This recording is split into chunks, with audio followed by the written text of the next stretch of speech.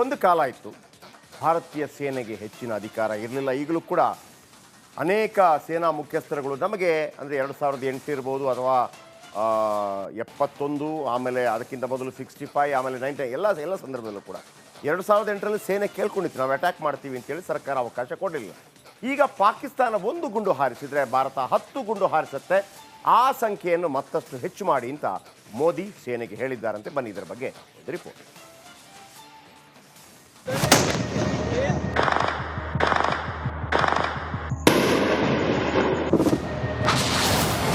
ಅವರು ಗುಂಡು ಹಾರಿಸಿದ್ರೆ ಬೆಂಕಿಯುಂಡೆ ಎಸೀರಿ. ಸೇನೆಗೆ ಮತ್ತಷ್ಟು ಅಧಿಕಾರ ಕೊಟ್ಟ ಪ್ರಧಾನಿ ಮೋದಿ. ಪಾಕಿಸ್ತಾನ ಸದಾ ಕ್ಯಾತೆ ತೆಗೆಯುವ ದೇಶ, ಆದ್ದರಿಂದ ಭಾರತೀಯ ಸೇನೆಗೆ ಪ್ರಧಾನಿ ಮೋದಿ ಮತ್ತಷ್ಟು ಅಧಿಕಾರ ನೀಡಿದ್ದಾರೆ. ಅವರು ಗುಂಡು ಹಾರಿಸಿದರೆ ನೀವು ಬೆಂಕಿಯುಂಡೆ ಎಸೀರಿ, ಉಗ್ರ ನೆಲೆಗಳಿಗೆ ಮತ್ತಷ್ಟು ಜೋರಾಗಿ ಹೊಡೀರಿ, ಭಯೋತ್ಪಾದಕರ ಮೇಲೆ ನಿರ್ದಾಕ್ಷಿಣ್ಯವಾಗಿ ಕ್ರಮ ತಗೊಳ್ಳಿ ಅಂತ ಖಡಕ್ ಸಂದೇಶ ರವಾನಿಸಿದ್ದಾರೆ.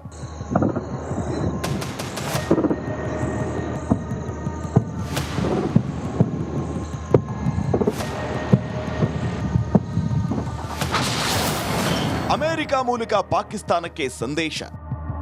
ಪದೇ ಪದೇ ಪಾಕಿಸ್ತಾನ ನಮ್ಮನ್ನ ಕೆಣಕುತ್ತಿದೆ. ಮತ್ತೊಂದು ಬಾರಿ ನಮ್ಮ ಮೇಲೆ ದಾಳಿ ಮಾಡಿದ್ರೆ ಆ ದೇಶ ಸರ್ವನಾಶವಾಗುತ್ತೆ. ನಮ್ಮ ಪ್ರತಿಕ್ರಿಯೆ ಇನ್ನಷ್ಟು ಭಯಂಕರವಾಗಿರುತ್ತೆ ಅಂತ ಅಮೆರಿಕ ಉಪಾಧ್ಯಕ್ಷ JD ವ್ಯಾನ್ಸ್ ಮೂಲಕ ಪಾಪಿ ಪಾಕಿಸ್ತಾನಕ್ಕೆ ಮೋದಿ ಅವರು ಎಚ್ಚರಿಕೆ ನೀಡಿದ್ದಾರೆ.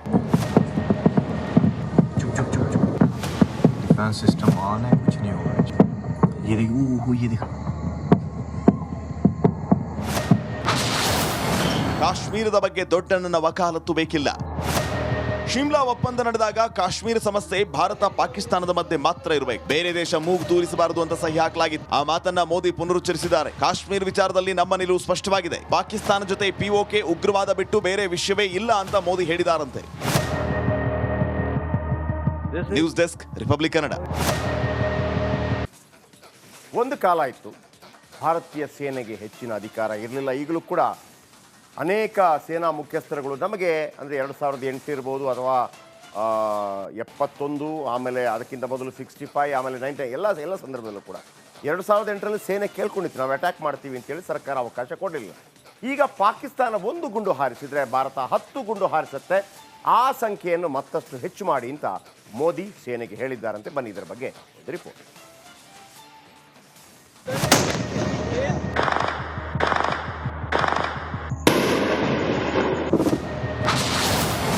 ಅವರು ಗುಂಡು ಹಾರಿಸಿದ್ರೆ ಬೆಂಕಿಯುಂಡೆ ಎಸೀರಿ. ಸೇನೆಗೆ ಮತ್ತಷ್ಟು ಅಧಿಕಾರ ಕೊಟ್ಟ ಪ್ರಧಾನಿ ಮೋದಿ.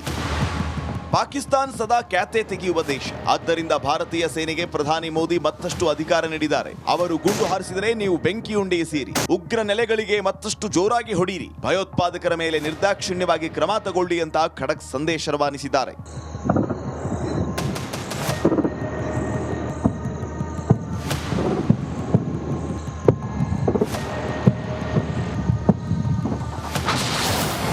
ಅಮೆರಿಕ ಮೂಲಕ ಪಾಕಿಸ್ತಾನಕ್ಕೆ ಸಂದೇಶ. ಪದೇ ಪದೇ ಪಾಕಿಸ್ತಾನ ನಮ್ಮನ್ನ ಕೆಣಕುತ್ತಿದೆ. ಮತ್ತೊಂದು ಬಾರಿ ನಮ್ಮ ಮೇಲೆ ದಾಳಿ ಮಾಡಿದ್ರೆ ಆ ದೇಶ ಸರ್ವನಾಶವಾಗುತ್ತೆ. ನಮ್ಮ ಪ್ರತಿಕ್ರಿಯೆ ಇನ್ನಷ್ಟು ಭಯಂಕರವಾಗಿರುತ್ತೆ ಅಂತ ಅಮೆರಿಕ ಉಪಾಧ್ಯಕ್ಷ JD ವ್ಯಾನ್ಸ್ ಮೂಲಕ ಪಾಪಿ ಪಾಕಿಸ್ತಾನಕ್ಕೆ ಮೋದಿ ಅವರು ಎಚ್ಚರಿಕೆ ನೀಡಿದ್ದಾರೆ.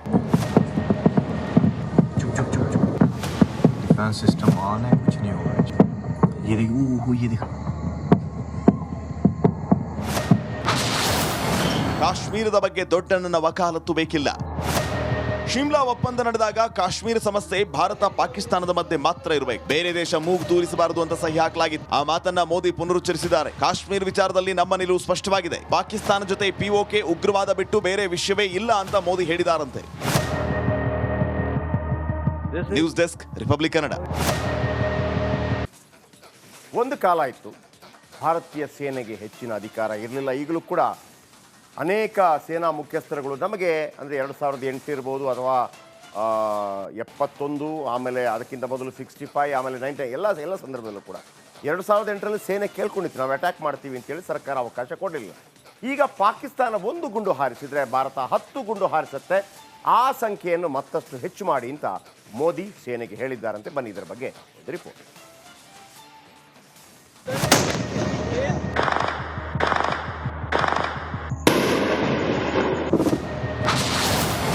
ಅವರು ಗುಂಡು ಹಾರಿಸಿದ್ರೆ ಬೆಂಕಿಯುಂಡೆ ಎಸೀರಿ.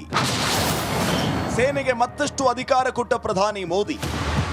ಪಾಕಿಸ್ತಾನ್ ಸದಾ ಕ್ಯಾತೆ ತೆಗೆಯುವ ದೇಶ. ಆದ್ದರಿಂದ ಭಾರತೀಯ ಸೇನೆಗೆ ಪ್ರಧಾನಿ ಮೋದಿ ಮತ್ತಷ್ಟು ಅಧಿಕಾರ ನೀಡಿದ್ದಾರೆ. ಅವರು ಗುಂಡು ಹಾರಿಸಿದರೆ ನೀವು ಬೆಂಕಿಯುಂಡೆ ಎಸೀರಿ, ಉಗ್ರ ನೆಲೆಗಳಿಗೆ ಮತ್ತಷ್ಟು ಜೋರಾಗಿ ಹೊಡೀರಿ, ಭಯೋತ್ಪಾದಕರ ಮೇಲೆ ನಿರ್ದಾಕ್ಷಿಣ್ಯವಾಗಿ ಕ್ರಮ ತಗೊಳ್ಳಿ ಅಂತ ಖಡಕ್ ಸಂದೇಶ ರವಾನಿಸಿದ್ದಾರೆ.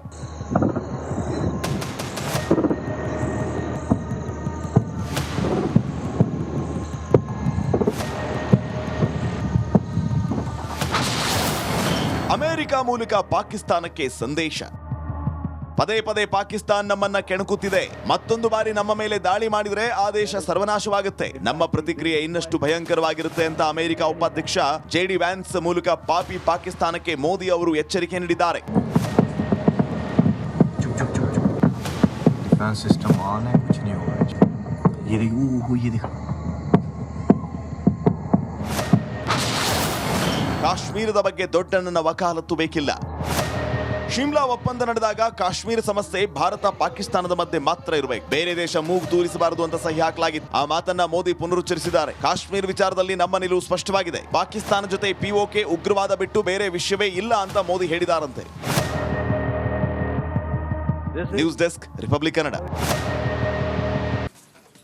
ಒಂದು ಕಾಲ ಇತ್ತು ಭಾರತೀಯ ಸೇನೆಗೆ ಹೆಚ್ಚಿನ ಅಧಿಕಾರ ಇರಲಿಲ್ಲ. ಈಗಲೂ ಕೂಡ ಅನೇಕ ಸೇನಾ ಮುಖ್ಯಸ್ಥರುಗಳು ನಮಗೆ ಅಂದರೆ 2008 ಇರ್ಬೋದು ಅಥವಾ 71, ಆಮೇಲೆ ಅದಕ್ಕಿಂತ ಮೊದಲು 65, ಆಮೇಲೆ 90 ಎಲ್ಲ ಸಂದರ್ಭದಲ್ಲೂ ಕೂಡ 2008ರಲ್ಲಿ ಸೇನೆ ಕೇಳ್ಕೊಂಡಿತ್ತು ನಾವು ಅಟ್ಯಾಕ್ ಮಾಡ್ತೀವಿ ಅಂತೇಳಿ ಸರ್ಕಾರ ಅವಕಾಶ ಕೊಡಲಿಲ್ಲ.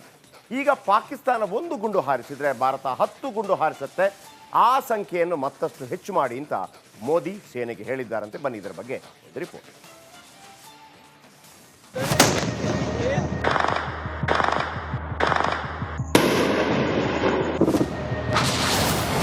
ಅವರು ಗುಂಡು ಹಾರಿಸಿದ್ರೆ ಬೆಂಕಿಯುಂಡೆ ಎಸೀರಿ.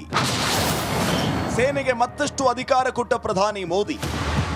ಪಾಕಿಸ್ತಾನ್ ಸದಾ ಕ್ಯಾತೆ ತೆಗೆಯುವ ದೇಶ. ಆದ್ದರಿಂದ ಭಾರತೀಯ ಸೇನೆಗೆ ಪ್ರಧಾನಿ ಮೋದಿ ಮತ್ತಷ್ಟು ಅಧಿಕಾರ ನೀಡಿದ್ದಾರೆ. ಅವರು ಗುಂಡು ಹಾರಿಸಿದರೆ ನೀವು ಬೆಂಕಿಯುಂಡೆ ಎಸೀರಿ, ಉಗ್ರ ನೆಲೆಗಳಿಗೆ ಮತ್ತಷ್ಟು ಜೋರಾಗಿ ಹೊಡೀರಿ, ಭಯೋತ್ಪಾದಕರ ಮೇಲೆ ನಿರ್ದಾಕ್ಷಿಣ್ಯವಾಗಿ ಕ್ರಮ ತಗೊಳ್ಳಿ ಅಂತ ಖಡಕ್ ಸಂದೇಶ ರವಾನಿಸಿದ್ದಾರೆ.